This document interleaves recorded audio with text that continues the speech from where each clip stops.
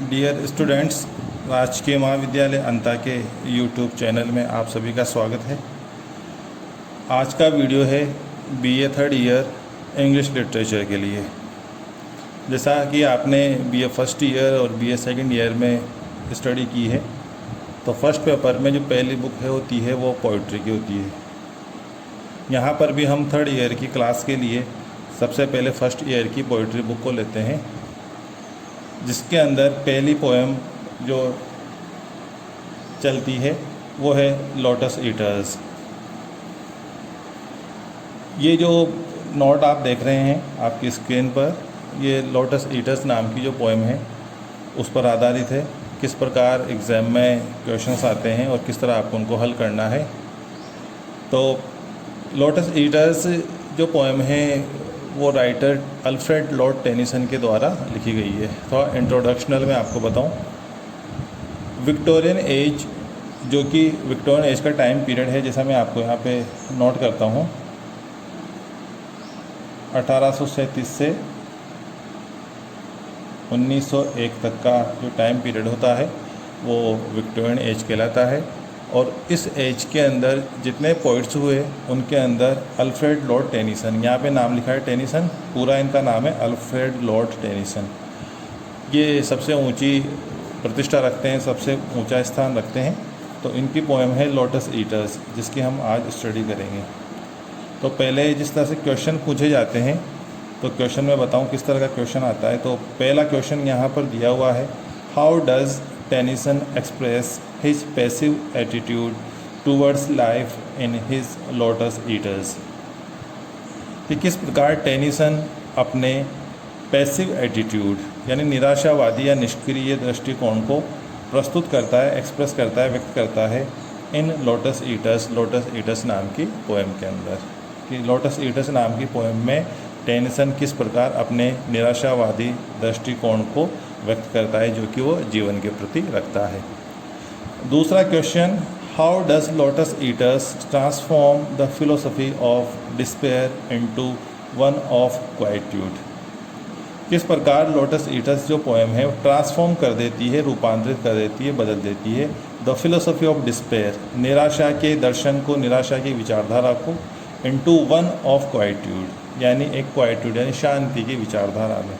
Lotus eaters किस प्रकार निराशा की विचारधारा को शांति की विचारधारा में परिवर्तित करती है। तो दो क्वेश्चन है जिस पर हम डिस्कशन करेंगे इस नोट के अंदर। तो पहला क्वेश्चन ये है कि टेनिसन किस प्रकार जीवन के प्रति अपने निराशावादी दृष्टिकोण को अपनी पोएम लोटस ईटर्स में व्यक्त करता है। और दूसरा क्वेश्चन है कि लोटस ईटर्स किस प्रकार निराशा के दर्शन को, निराशा की अवधारणा को शांति की अवधारणा में व्यक्त करता है। आइए हम देखते हैं पोएम के बारे में। शुरुआती लाइन पोएम्स के इंट्रोडक्शन टाइप है, जिसमें बताया गया है। आंसर देखते हैं क्वेश्चंस के। The poem Lotus Eaters published in 1832 and included in Palgrave's Golden treasury of songs and lyrics is one of the famous poems by Lord Tennyson. जो कविता है लोटस ईटर्स, जो कि 1832 में प्रकाशित हुई थी। एक क्वेश्चन बनता है, कविता कब प्रकाशित हुई थी? 1832 में। इंक्लूडेड, और इसको शामिल किया जाता है in Palgrave's Golden treasury of song and lyrics. यह एक बहुत ही फेमस पोइट्री कलेक्शन है, जिसका जो संकलन करता है, जो कंपाइलर है, वो है पेलग्रेव नाम का व्यक्ति, और उस बुक का टाइटल है golden treasury of song and lyrics. इसके अंदर इसको शामिल किया गया है। Is one of the famous poems by Lord Tennyson, और लॉर्ड टेनिसन की यह एक प्रसिद्ध कविता में से एक है। तो पहली पैराग्राफ में हम देखते हैं लोटस ईटर्स, जो कि 1832 में प्रकाशित हुई थी, और पेलग्रेव्स की golden treasury of songs and lyrics में यह शामिल किया गया था, और यह पोएम टेनिसन की प्रमुख प्रसिद्ध कविताओं में से एक है। आगे चलते हैं। Main part of story has taken from Homer's epic Odyssey book 9। मुख्य जो भाग है इस कहानी का लोटस ईटर्स का, उसको लिया गया है होमर, जो एक ग्रीक पोइट है होमर, उसका जो महाकाव्य है ओडिसी, उसकी बुक 9 के अंदर से इसको लिया गया। ओडिसी एक महाकाव्य है जिसके अंदर कुल 12 पुस्तकें हैं, 12 भाग हैं, उसके 9वें भाग में से इस कहानी को लिया गया है। अब देखते हैं कहानी क्या है। Ulysses with his brave companions is returning to home after fighting 10 years old Trojan war.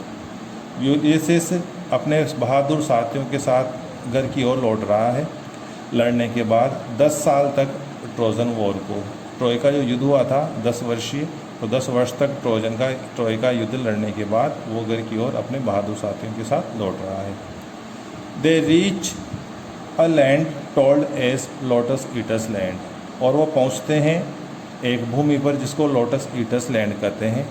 Lotus एक वनस्पति है, एक पौधा होता है नशीला, उसको खाने वाले लोग। तो एक ऐसे टापू पर पहुंच जाता है यूलिस अपने साथियों के साथ, जहां पर जो लोग हैं वो लोटस के फलों को खाते हैं जो कि नशा उत्पन्न करता है। तो 10 वर्षीय ट्रोय के युद्ध को लड़ने के बाद यूलिसिस अपने साथियों के साथ एक ऐसी भूमि पर पहुंच जाता है जहां पर लोटस को खाने वाले लोग रहते हैं। लोटस भारतीय कमल नहीं है, लोटस एक अलग पौधा है।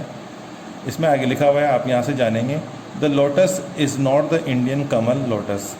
लोटस भारतीय कमल लोटस नहीं है जिसकी स्पेलिंग LOTUS होती है, बट एन अफ्रीकन प्लांट, बल्कि एक अफ्रीकी पौधा है, विच इज़ सपोज्ड, जिसको माना जाता है, टू हैव मैजिकल पावर्स, जिसको जादुई शक्तियाँ रखने वाला माना जाता है, एज टू मेक वन, क्योंकि यह एक व्यक्ति को बना देता है, हु ईट्स, जो इसको खाता है वो फॉरगेट्स हिज पास्ट लाइफ, वो अपने भूतकाल का जीवन भूल जाता है, and to cause a feeling of languor, और कारण बनता है, लोटस को खाना कारण बनता है ऑफ लैंगर यानी शिथिलता, आलसीपन की एक भावना का कारण बनता है, and to cause a feeling of languor and world weariness, और इससे लैंगर की फीलिंग आती है, थकान की, आलस्य की भावना आती है, और वर्ल्ड वेयरीनेस, और इस पूरी दुनिया से थक जाना या ऊब जाने का भाव उत्पन्न होता है।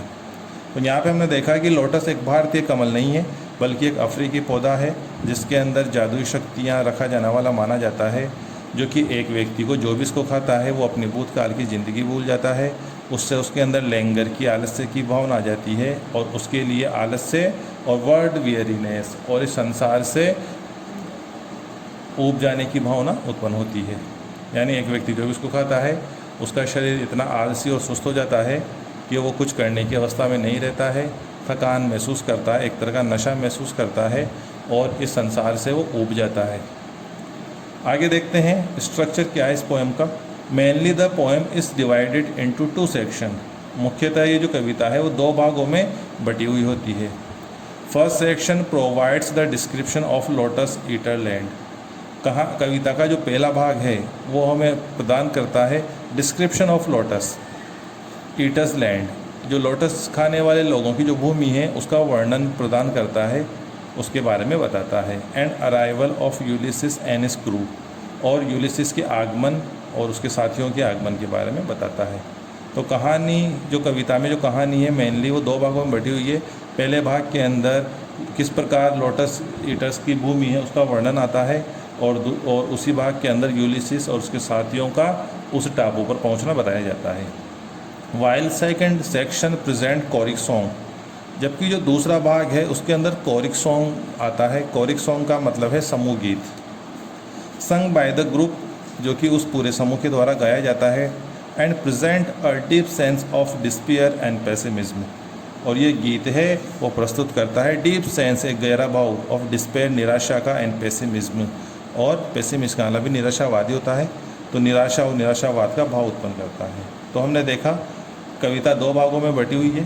पहला भाग है वो लोटस ईटर्स लोगों की भूमि के बारे में बताता है, यूलिसिस और उसके साथियों के आगमन को बताता है, जबकि दूसरा भाग है वो समूह गीत को बताता है, जिसके अंदर निराशा और निराशावाद की भावना को प्रस्तुत किया जाता है। आज के इस वीडियो में हम इतना ही पढ़ेंगे, जिसमें हमने लोटस ईटर्स पोएम के संरचना और इसके इंट्रोडक्शन के बारे में पढ़ा।